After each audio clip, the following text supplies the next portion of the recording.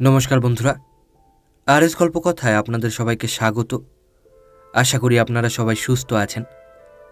বন্ধুরা, আজ আপনারা শুনবেন শ্রী হেমেন্দ্র কুমার রায়ের লেখা দুটি ছোট গল্প, কে এবং মিসেস কুমুদিনী চৌধুরী।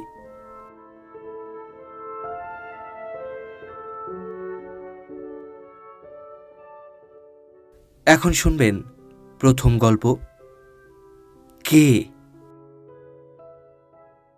উড়িষ্যায় বেড়াতে বেরিয়েছিলাম আমি আর রূপলাল। এদেশ সেদেশ ঘুরে ভুবনেশ্বরে গিয়ে হাজির হলুম। এক দুপুরবেলায় খণ্ডগিরি আর উদয়গিরি দেখতে গেলুম। যাওয়ার সময় পাণ্ডা সাবধান করে দিলে আমরা যেন সন্ধ্যা হবার আগেই ফিরে আসি, কারণ খণ্ডগিরিতে নাকি নরখাতক বাঘের বিষম উপদ্রব হয়েছে। বাঘের কবলে পড়ে 1 মাসের মধ্যে 5 জনের প্রাণ গিয়েছে। এ কথা শুনে ভয় পেলুম না, কারণ আমাদের সঙ্গে বন্দুক ছিল। খণ্ডগিরি আর উদয়গিরি দেখতে দেখতে বেলা পড়ে এলো, এবং বেলা পড়ে আসার সঙ্গে সঙ্গেই সারা আকাশ কালো করে শুরু হলো ঝড় ও বৃষ্টি। তাড়াতাড়ি ছুটে এসে ডাকবাংলোর ভিতরে আশ্রয় নিলুম। বিকাল গেল, সন্ধ্যাও উতরে গেল, কিন্তু সে ঝড় বৃষ্টি তবু থামল না। বাংলোর বেয়ারা এসে বললে, বাবু, আজ আপনারা এখান থেকে যাবেন কেমন করে? রূপলাল বললে, কেন, যেমন করে এসেছি তেমনি করেই ফিরে যাব, অর্থাৎ 2 পায়ে ভর দিয়ে। বেয়ারা ঘাড় নেড়ে বললে, আজ আর তা পারবেন না, একেই ঝড় জল, তার ওপরে শুনেছেন তো। আমি বললুম, হ্যাঁ, বাঘের উপদ্রবের কথা বলছো তো, শুনেছি। বেয়ারা বললে, খালি বাঘ নয়, পেতনির ভয়ও আছে। রূপলাল বললে, তাহলে আজ আমরা এই বাংলোতেই রাত কাটাবো। জীবনে কখনো পেতনি দেখিনি, আজ তাকে দেখব, আর যদি পছন্দ হয় তাহলে সেই পেতনিটিকে বিয়ে করে দেশে ফিরব। বেয়ারা বললে, বাবু, আপনি জানেন না তাই ঠাট্টা করছেন। বেশ, আপনারা তাহলে আজ এখানে থাকবেন তো? আমরা বললুম, হ্যাঁ। বেয়ারা বললে, তাহলে আপনাদের জন্যে রান্নাবান্নার আয়োজন করি গে। এই বলে সে চলে গেল। রাত হলো, বৃষ্টি এখনও ঝরছে, ঝড় এখনও গর্জন করছে। রাত্রে খেতে বসেছি, এমন সময় বাংলোর দরজায় ঘন ঘন করাঘাত হতে লাগল। আশ্চর্য হয়ে ভাবতে লাগল, এমন স্থানে এই দুর্যোগে দরজা ঠেলে কে? বেয়ারা চেঁচিয়ে জিজ্ঞাসা করলে, কে? বাহির থেকে ভীত কাতর নারীকণ্ঠে সাড়া এলো, শিগগির দরজা খুলে দাও, নইলে প্রাণে মারা গেলুম। উড়ে বেয়ারাটা সেইখানে দাঁড়িয়ে ভয়ে ঠক ঠক করে কাঁপতে লাগলো। আমি বললুম, অমন করছো কেন? যাও, দরজা খুলে দাও। বেয়ারা 1 পাও নড়ল না, সেইখানে দাঁড়িয়ে তেমনি করেই কাঁপতে লাগলো। রূপলাল তার ভয় দেখে হাসতে হাসতে দরজার দিকে এগিয়ে গেল। বেয়ারা ছুটে গিয়ে দরজায় পিঠ দিয়ে দাঁড়িয়ে মিনতি করে বললে, পায়ে পড়ি বাবু, দরজা খুলবেন না, ও মানুষ নয়।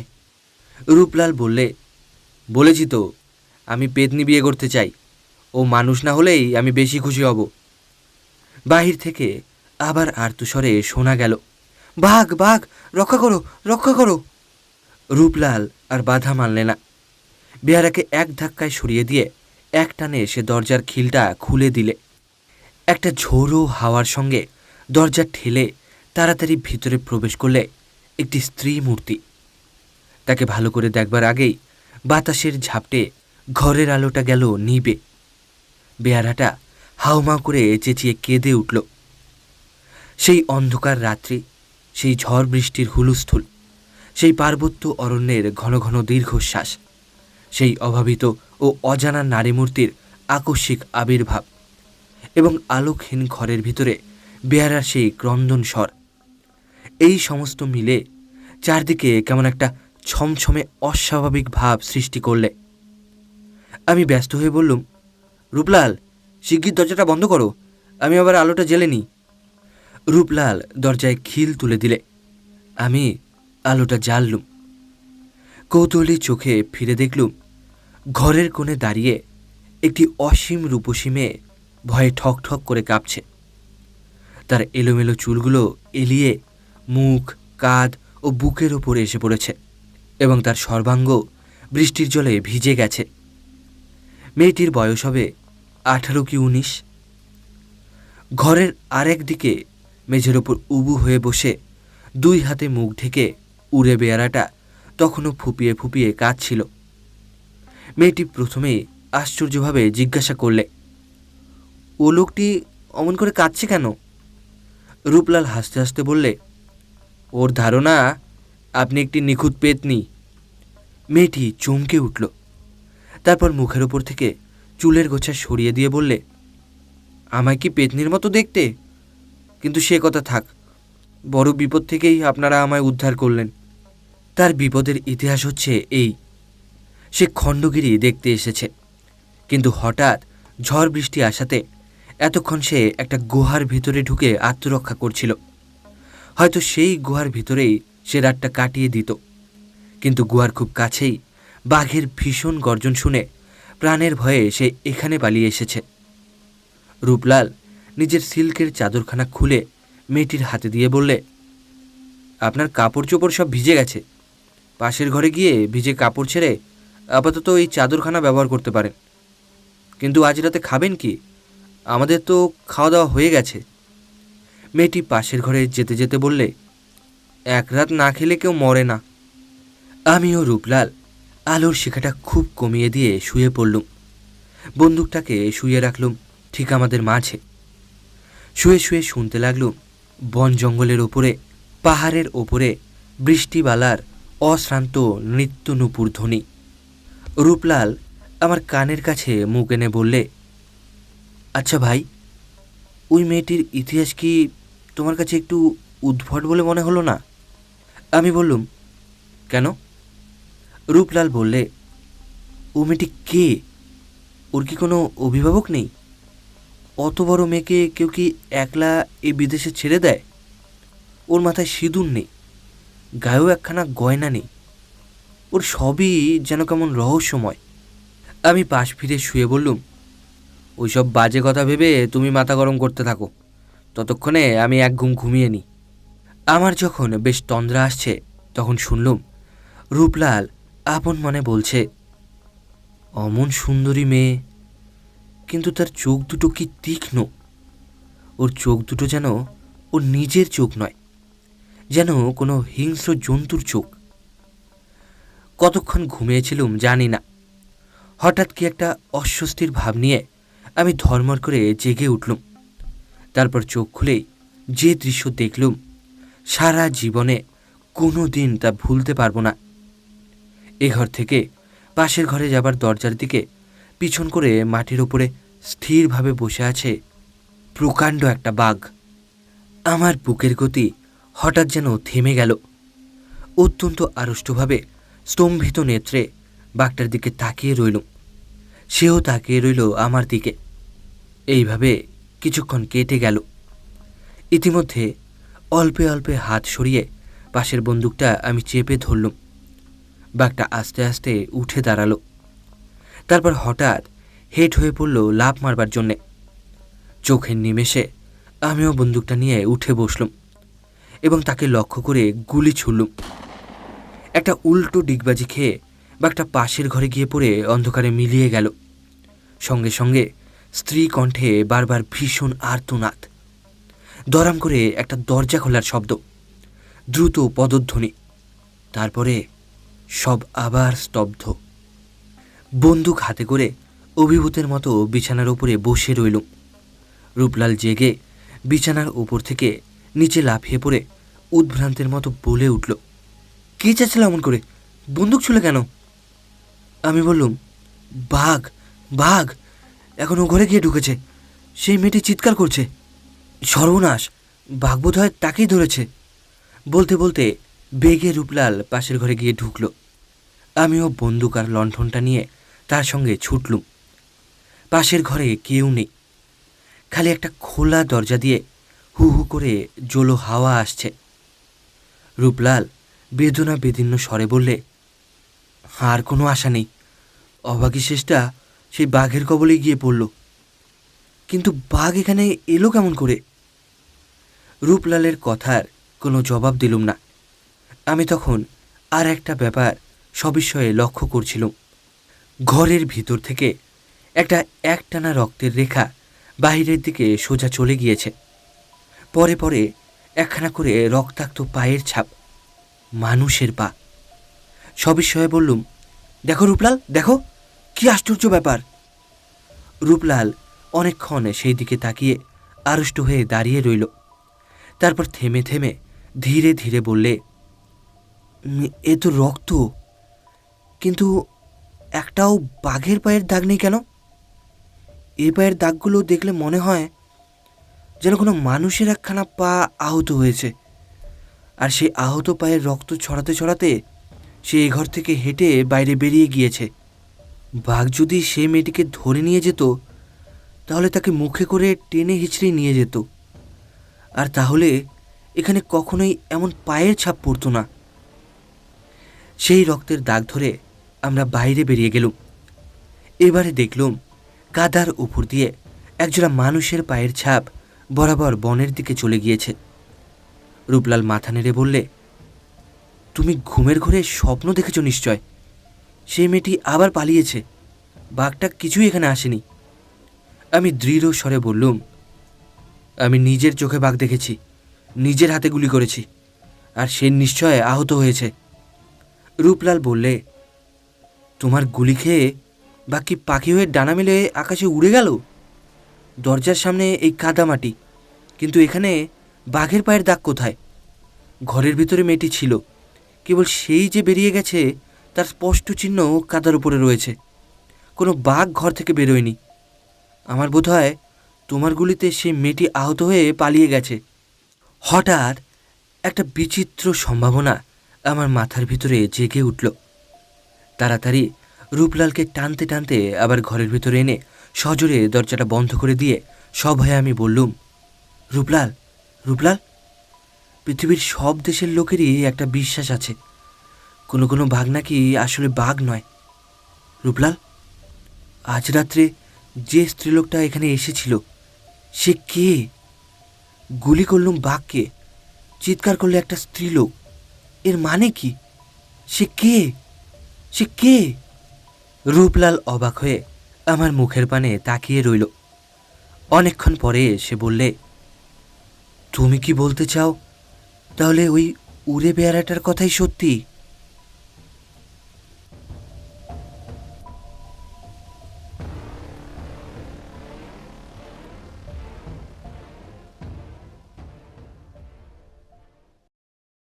এখন শুনবেন দ্বিতীয় গল্প, মিসেস কুমুদিনী চৌধুরী। আমি ঔপন্যাসিক। কেবল এইটুকু বললেই সব বলা হয় না। আমি উপন্যাস লিখে টাকা রোজগার করি। অর্থাৎ আমি যদি উপন্যাস না লিখি তাহলে আমার পেটও চলবে না। অর্থাৎ উপন্যাস লেখা হচ্ছে আমার পেশা। কিন্তু এই পেশা বুঝি আর চলে না। বাড়িতে রোজ এত লোকের ভিড়, মাসিকপত্রের সম্পাদকের তাগাদা, চেনা অচেনা লোকের আনাগোনা, বন্ধুবান্ধবদের তাস দাবার আড্ডা, এই সব সামলাতে সামলাতে প্রতিদিন কেটে যায়। যখন একলা হবার সময় পাই তখন আসে ঘুমের সময়।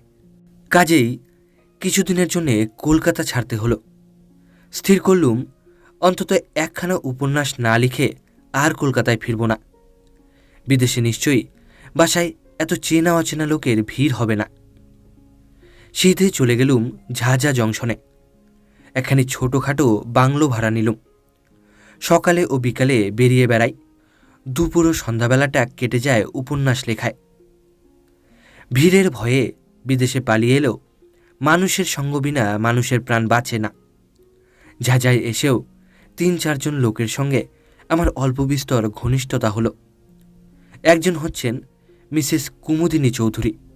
তিনি বিধবা। তার স্বামী পেশোয়ারে কাজ করতেন।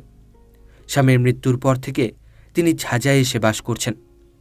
তার সন্তানাদি কেউ নেই। ধর্মে তিনি খ্রিস্টান।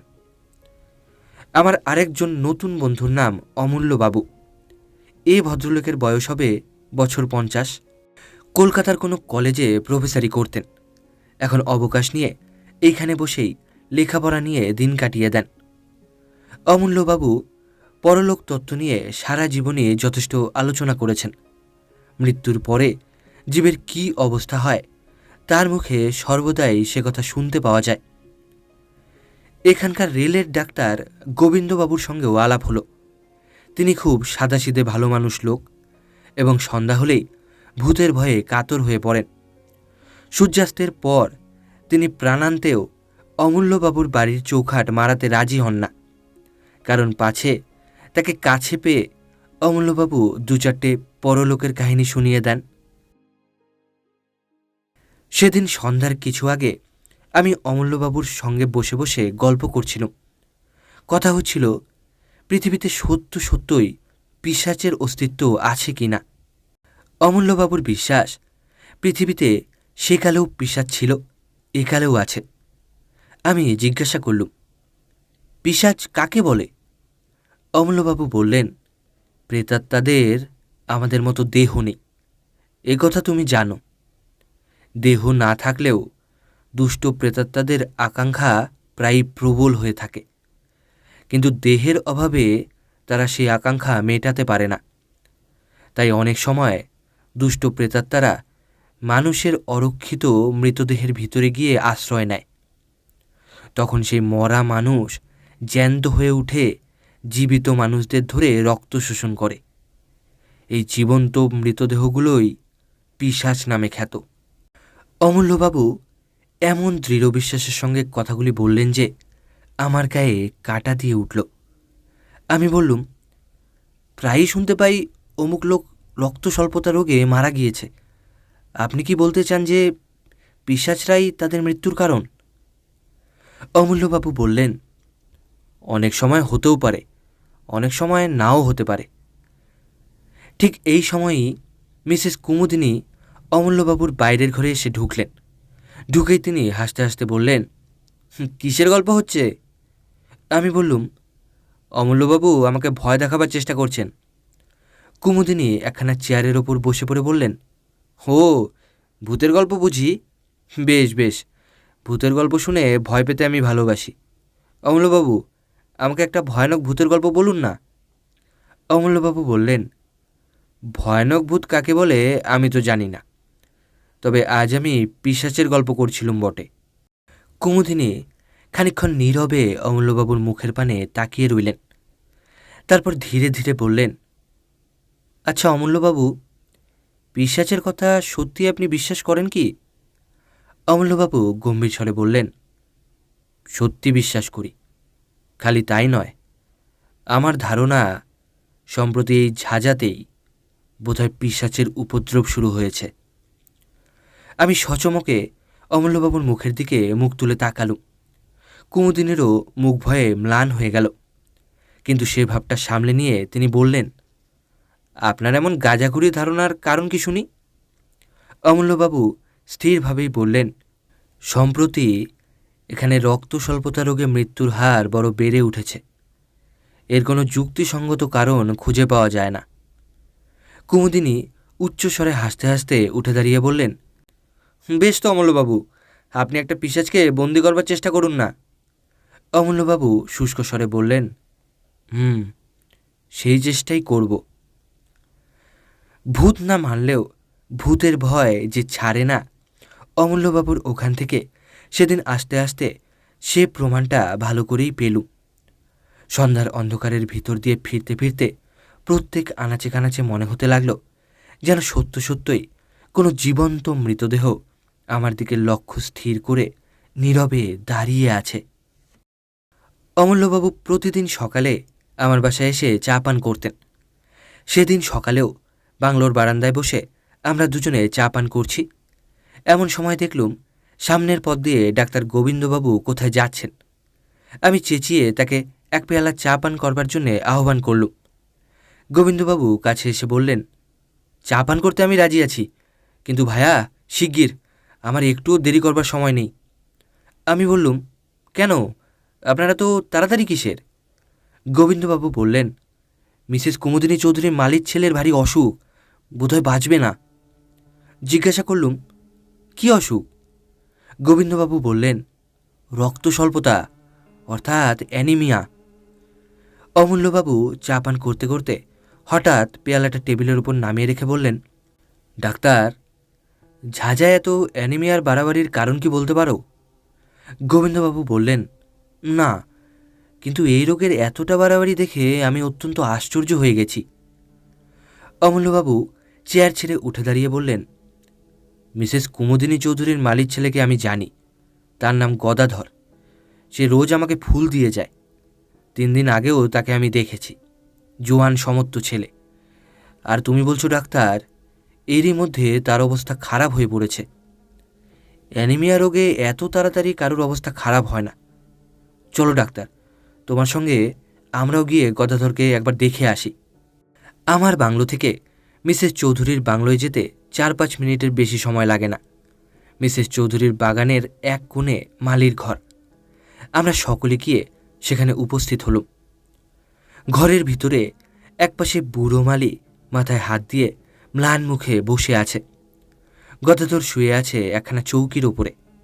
তার মুখ এমন বিবর্ণ ও রক্তশূন্য যে দেখলেই মনে হয় মৃত্যুর আর বেশি দেরি নেই। ডাক্তারবাবু তাকে পরীক্ষা করে চুপি চুপি আমাদের বললেন, আজকের রাত বোধহয় কাটবে না। অমূল্যবাবু গদাধরের পাশে গিয়ে বসলেন। তারপর রোগীর গায়ের কাপড়টা খুলে তীক্ষ্ণ দৃষ্টিতে কি দেখতে লাগলেন।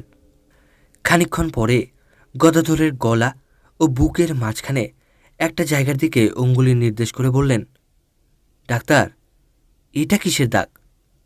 গোবিন্দবাবু বললেন, ওটা ক্ষতচিহ্ন বলেই মনে হচ্ছে। যা নোংরা ঘর, ইঁদুর টিঁদুর কামড়েছে বোধ হয়। অমূল্যবাবু গদাধরের বাপকে ডেকে জিজ্ঞাসা করলেন, তোমার ছেলেকে সেবা করে কে?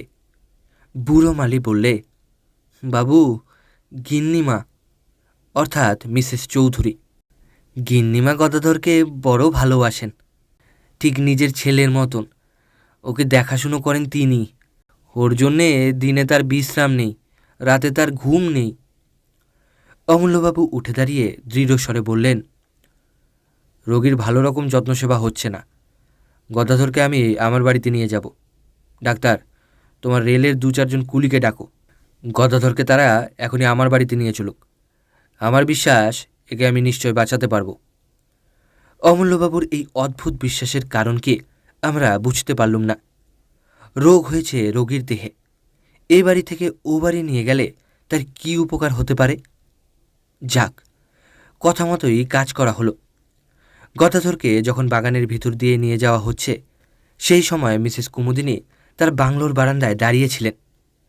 আমাদের দেখে নেমে এসে তিনি বিস্মিত স্বরে বললেন, এ কি ব্যাপার, গদাধরকে কোথায় নিয়ে যাওয়া হচ্ছে? অমূল্যবাবু বললেন, আমার বাড়িতে। এখানে ওর ঠিকমতো সেবার চিকিৎসা হচ্ছে না। কুমুদিনীর 2 চোখে একটা ক্রোধের ভাব ফুটে উঠেই আবার মিলিয়ে গেল।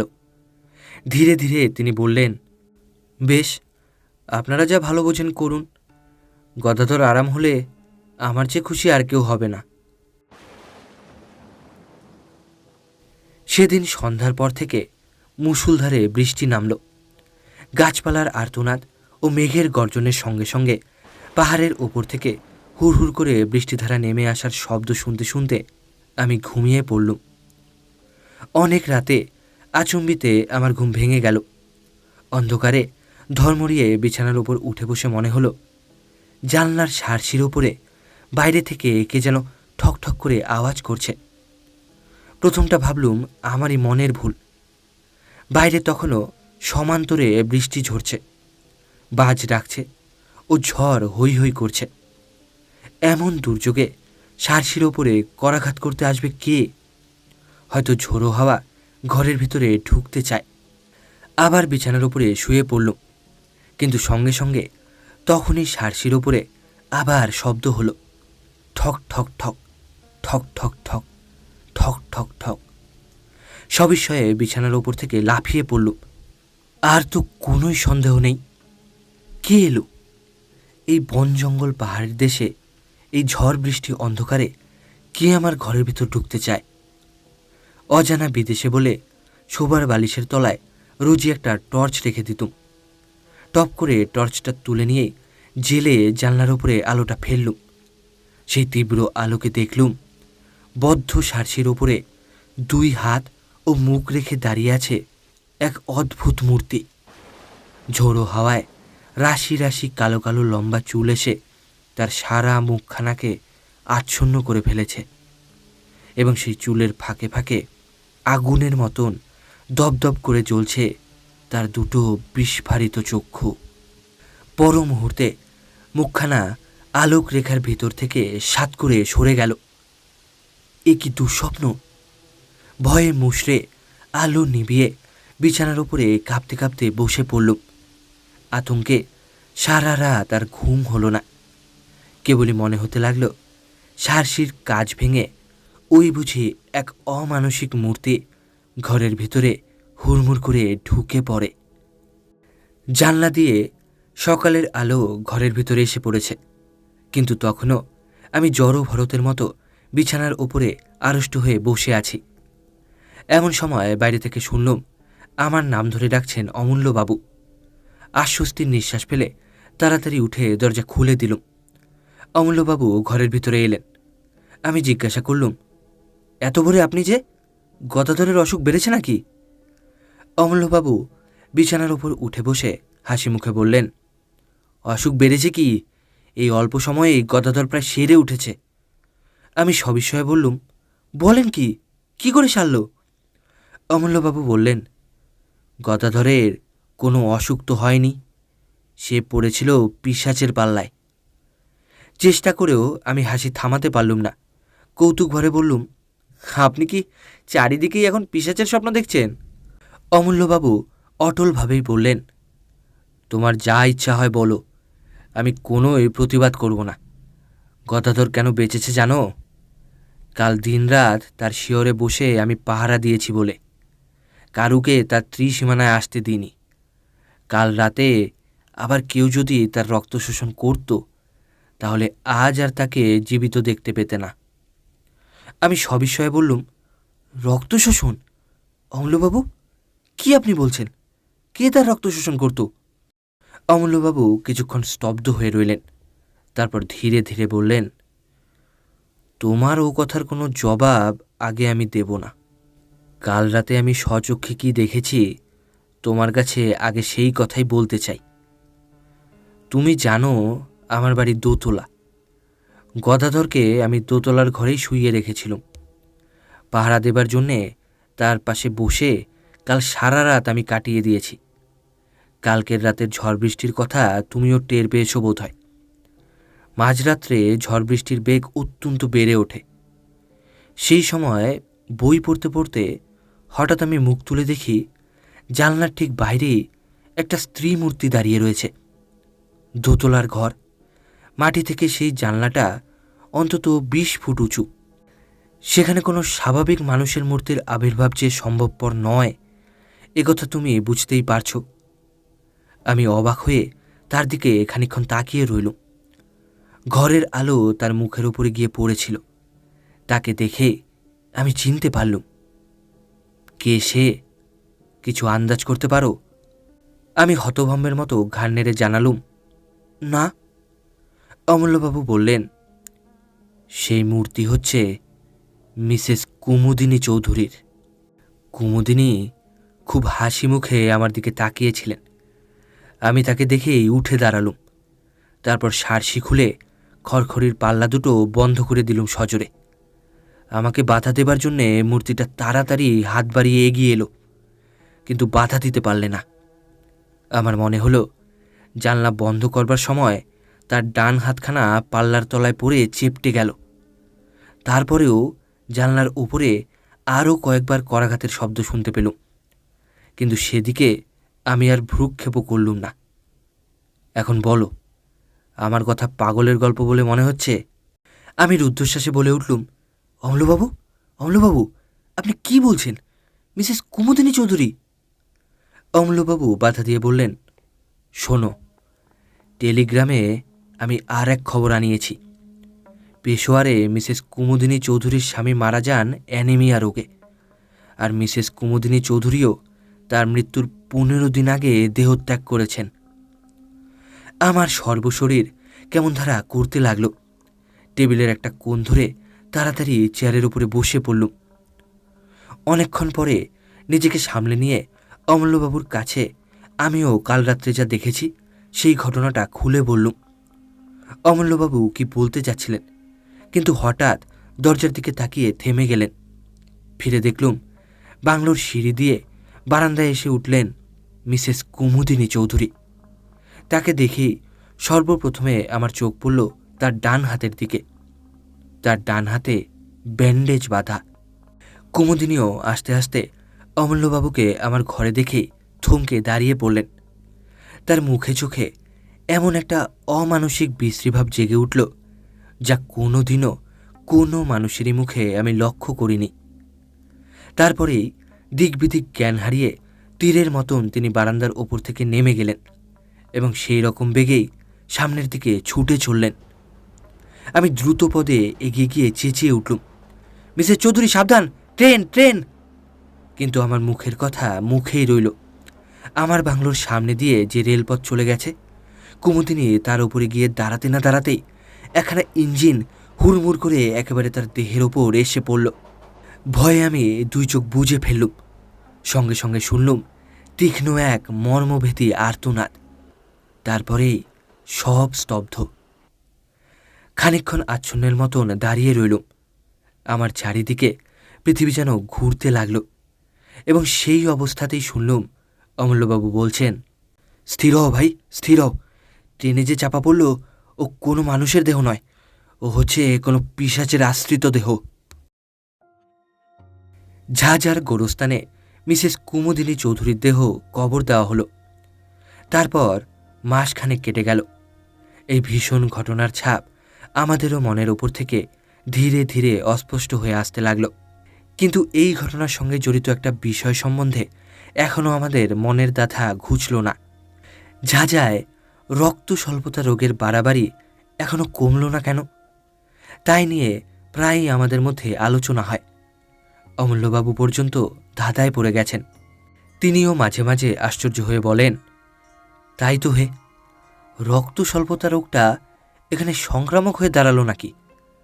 এর কারণ তো কিছুই বোঝা যাচ্ছে না। কিছুদিন পরে একদিন নদীর ধার থেকে ফিরতে আমার রাত হয়ে গেল। সে রাতটা ছিল চমৎকার। পরিপূর্ণ পূর্ণিমা নদীর জলকে যেন মেজে ঘষে রূপোর মতো চকচকে করে তুলেছে এবং চারিদিক ধপধপ করছে প্রায় দিনের বেলার মতো। এই পূর্ণিমার শোভা দেখবার জন্যে এতক্ষণ আমি নদীর ধারে অপেক্ষা করছিলাম। বিভোর হয়ে চারিদিকে তাকাতে তাকাতে বাসার পথে ফিরে আসছি। গভীর স্তব্ধতার ভিতরে ঝিল্লিরব ছাড়া আর কোনো কিছুরই সাড়া পাওয়া যাচ্ছে না। পথ একান্ত নির্জন। প্রাণে হঠাৎ গান গাইবার স্বাদ হলো। এমন রাতের সৃষ্টি তো গান গাইবার জন্যেই। কিন্তু গান গাইবার উপক্রম করতেই সামনের দিকে তাকিয়ে যা দেখলুম, তাতে আমার বুকের রক্ত যেন হিম হয়ে গেল। পথের একটা মোড় ফিরে প্রায় আমার সামনে এসে দাঁড়ালেন মিসেস কুমুদিনী চৌধুরী। আমার দেখবার কোনো ভ্রম হয়নি। তেমন উজ্জ্বল পূর্ণিমায় ভ্রম হবার কোনো সম্ভাবনাই ছিল না। ভাগ্যে কুমুদিনী অন্যদিকে তাকিয়েছিলেন, তাই আমাকে তিনি দেখতে পেলেন না। আমি তাড়াতাড়ি একটা গাছের আড়ালে সরে গেলুম। কুমুদিনী সেই পথ ধরে একদিকে অগ্রসর হলেন। আমি স্তম্ভিত নেত্রে লক্ষ্য করলুম তার দেহ যেন মাটির ওপর দিয়ে পা ফেলে হেঁটে যাচ্ছে না, শূন্য দিয়ে ভেসে যাচ্ছে একখানা মেঘের মতন। পথের বাঁকে সেই অদ্ভুত ও ভীষণ মূর্তি অদৃশ্য হয়ে গেল এবং আমিও ছুটতে লাগলুম রুদ্ধশ্বাসে, আতঙ্কে ও বিস্ময়ে বিহ্বল হয়ে। ছুটতে ছুটতে একেবারে অমূল্যবাবুর বাড়িতে। অমূল্যবাবু বৈঠকখানায় একলা বসে বই পড়ছিলেন। হঠাৎ আমাকে সেইভাবে সেখানে গিয়ে পড়তে দেখে নির্বাক বিস্ময়ে আমার দিকে মুখ তুলে তাকিয়ে রইলেন। আমি প্রায় রুদ্ধস্বরে বলে উঠলুম, মিসেস চৌধুরী, মিসেস চৌধুরী, অমূল্যবাবু, এইমাত্র মিসেস চৌধুরীর সঙ্গে আমার দেখা হলো। অমূল্যবাবু সিধে হয়ে দাঁড়িয়ে উঠে বললেন, তার মানে? আমি হাঁপাতে হাঁপাতে বললুম, নদীর পথ দিয়ে ফিরে আসছিলাম। মিসেস কুমুদিনী চৌধুরী প্রায় আমার পাশ দিয়ে এইমাত্র চলে গেলেন। তুমি ঠিক দেখেছ? আপনাকে যেমন ঠিক দেখছি, তাকেও ঠিক তেমনি দেখেছি। ওঠো ওঠো, আর দেরি নয়, এখনই আমার সঙ্গে চলো। এখন কোনো কথা জিজ্ঞাসা করো না। অমূল্যবাবু হাত ধরে আমাকে টেনে নিয়ে দ্রুত পদে ঘর থেকে বেরিয়ে এলেন। তারপর বাগানের কোণ থেকে একটা শাবল ও একখানা কোদাল তুলে নিয়ে কোদালখানা আমার হাতে দিয়ে বললেন, এসো। আমি যন্ত্রচালিতের মতন তার সঙ্গে চললুম। আবার সেই নদীর পথ, চারিদিক তেমনই নীরব ও নির্জন, আকাশে তেমনই স্বপ্নময় চাঁদের হাসি। নিবিড় বন জঙ্গল ও পাহাড়ের পর পাহাড় দাঁড়িয়ে আছে যেন ছবিতে আঁকা। কিন্তু সেসব দৃশ্য দেখবার মতো মনের অবস্থা তখন আমার ছিল না। আমার প্রাণ থেকে সমস্ত কবিত্ব তখন কর্পূরের মতন উবে গিয়েছিল। ঘাসের ওপরে বড় বড় গাছের ছায়া নড়ছে, আর আমি চমকে চমকে উঠছি। নিস্তব্ধতা বিদীর্ণ করে একটা প্যাঁচা চেঁচিয়ে উঠল। শিউরে উঠে আমি ভাবলুম, ঝোপে ঝোপে আড়ালে আবছায়ায় যেসব অশরীরী দুষ্ট আত্মা রক্ত তৃষায় উন্মুখ হয়ে আছে, ওই নিশাচর পাখিটা যেন তাদেরই সাবধান করে জানিয়ে দিলে, তোমরা প্রস্তুত হও, পৃথিবীর শরীরী প্রাণী আসছে। ওই তো যাযার গোরস্থান। কবরের পর কবর সারি সারি দেখা যাচ্ছে, তাদের ওপরে ইটের বা পাথরের গাঁথুনি। পাশ থেকে নদীর জলের টান ভেসে আসছে অশ্রান্ত তালে। আমার মনে হলো, এতক্ষণ ওই সব কবরের পাথরের ওপরে যেসব ছায়াদেহ বসে বসে রাত্রিযাপন করছিল, আচম্বিতে জীবিত মানুষের আবির্ভাবে অন্তরালে গিয়ে নদীর সঙ্গে স্বর মিলিয়ে তারা ভয়াবহ কানাকানি করছে। একটা ঝোপের ভিতরে আমাকে টেনে নিয়ে গিয়ে অমূল্যবাবু বললেন, এইখানে স্থির হয়ে লুকিয়ে বসে থাকি, এসো, সাবধান, কোনো কথা কইও না। সারা রাত সেইখানে আড়ষ্ট হয়ে দুজনে বসে রইলুম। সেদিনকার সে রাতটাকে আর পৃথিবীর রাত বলে মনে হলো না। ইহলোকে থেকেও আমরা যেন পরলোকের বাসিন্দা হয়েছি। চাঁদ পশ্চিম আকাশের শেষ প্রান্তে, পূর্ব দিকে ধীরে ধীরে যেন মৃত রাত্রির বুকের রক্ত ঝরে পড়তে লাগল। ভোর হচ্ছে। হঠাৎ অমূল্যবাবু আমার গা টিপলেন। চমকে ফিরে দেখি, নিবিড় বনের ভিতর থেকে মেঘের মতো গতিতে এক অপার্থিব নারীমূর্তি বাইরে বেরিয়ে আসছে। মিসেস কুমুদিনী চৌধুরী। অমূল্যবাবু আমার কানে কানে বললেন, আজকের রাতের মতো পিশাচির রক্তপিপাসা শান্ত হল।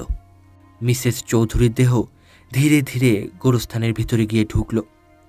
একটা কবরের ওপরে গিয়ে এক মুহূর্ত স্থির হয়ে দাঁড়াল। তারপর আচমকা শূন্যে দুই হাত তুলে এমন প্রচণ্ড তীক্ষ্ণ স্বরে হি হি হি হি হি হি করে অট্টহাস্য করে উঠল যে আমার সমস্ত বুকটা যেন বরফের মতো ঠান্ডা হয়ে গেল। সে কি পৈশাচিক শীতল হাসি! তারপর দেখলুম তার দেহটা ধীরে ধীরে মাটির ভিতরে নেমে যাচ্ছে।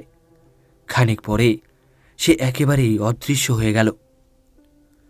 পূর্ব আকাশে সূর্যের প্রথম ছটা জেগে উঠল। অমূল্যবাবু এক লাফে দাঁড়িয়ে উঠে বললেন, আর অপেক্ষা নয়, শিগগির আমার সঙ্গে এসো। আমরা মিসেস চৌধুরীর কবরের ওপরে গিয়ে দাঁড়ালুম। অমূল্যবাবু বললেন, আমি শাবল দিয়ে মাটি খুঁড়ি, আর তুমি কোদাল দিয়ে মাটি তোলো। তার এই অদ্ভুত আচরণের কারণ কি জিজ্ঞাসা করলুম না, কারণ আমি তখন আচ্ছন্নের মতো ছিলুম। তিনি যা বলেন আমি তাই করি। অল্পক্ষণ পরেই কফিনটা দেখা গেল। অমূল্যবাবু বললেন, দেখো, এবার আমি কফিনের ডালাটা খুলব, তারপর আমি যা করব তুমি তাতে আমাকে বাধা দিও না। খালি এইটুকু মনে রেখো, কফিনের ভেতরে যে দেহ আছে তা কোনো মানুষের দেহ নয়। অমূল্যবাবু দুই হাতে টেনে কফিনের ডালাটা খুলে ফেললেন। আমি স্তম্ভিত চোখে দেখলুম কফিনের ভিতর শুয়ে আছে মিসেস চৌধুরীর পরিপূর্ণ দেহ। সে দেহ দেখলে মনে হয় না তা কোনো দিন ট্রেনে কাটা পড়েছিল। সেটা 1 মাস আগে কবর দেওয়া কোনো গলিত মৃতদেহও নয়। তার তাজা মুখ অত্যন্ত প্রফুল্ল। তার ওষ্ঠাধরের চারপাশে তরল রক্তধারা লেগে রয়েছে। এবং তার জীবন্ত চোখ দুটো সহাস্য দৃষ্টিতে আমার মুখের পানে তাকিয়ে আছে। অমূল্যবাবু 2 হাতে শাবলটা হঠাৎ মাথার উপরে তুলে ধরলেন। তারপর সজোরে ও সবেগে শাবলটা মৃতদেহের বুকের ওপরে বসিয়ে দিলেন। ইঞ্জিনের বাঁশির আওয়াজের মতো এক তীব্র দীর্ঘ আর্তনাদে আকাশ বাতাস পরিপূর্ণ হয়ে গেল। তারপর সব চুপচাপ।